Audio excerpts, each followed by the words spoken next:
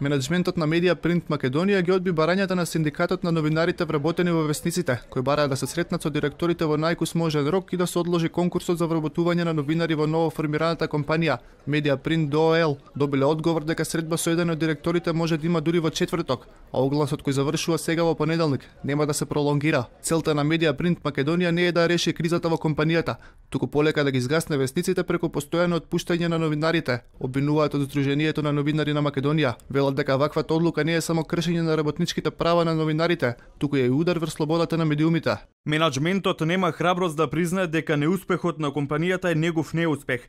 Наместо да ги отстранат причините што ја произведоа кризата, тие брутално се пресметуваат со новинарите. Се наведува во соопштението на Сдруженијето на новинари на Македонија. Од самостојниот синдикат на новинари и медиумски работници посочуваат дека огласот за вработување на новинари во фирма со слично име, а која е во собственост на еден од директорите на МПМ, е доказ за последниот дел од пропаѓањето на оваа компанија. Во клучни моменти во кои се решава судбината на вработените, тие се ставени пред избор, земи или остави, додека собствениците се зафатени или се на пат.